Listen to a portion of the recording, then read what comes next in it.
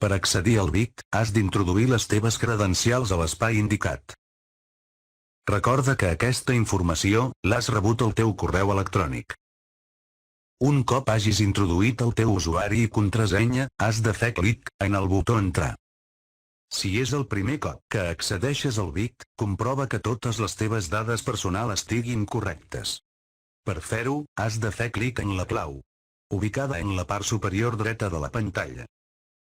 En aquest espai, podràs modificar la teva informació personal, canviar el teu correu electrònic, assignar una nova contrasenya, etc. També, has de comprovar que els estudis que imparteixes es corresponen amb els que apareixen al llistat.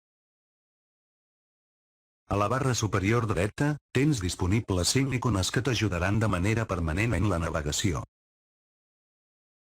La icona Missatge et permetrà accedir, des de qualsevol mòdul, a la safata de missatges interns de l'aplicació. La icona PDF permet consultar un model dels documents en PDF de cada referència.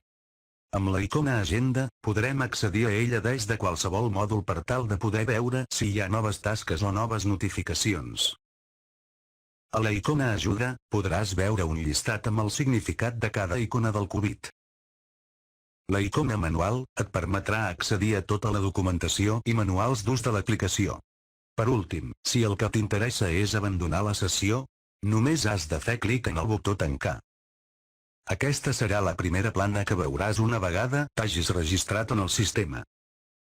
En aquest espai, podràs estar al dia de les tasques que tens pendents i de les notificacions d'activitat. A continuació, t'expliquem amb més detalls cadascun dels apartats que tens a la teva disposició. A la part dreta de la pantalla, disposes d'un calendari que t'informarà per colors dels dies que tens amb tasques pendents.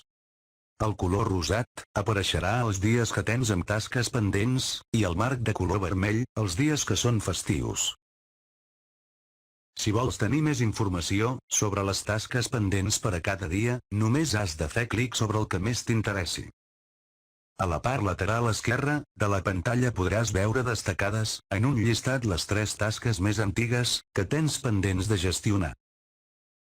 De la mateixa manera, podràs veure les tasques que tens programades per al dia en curs.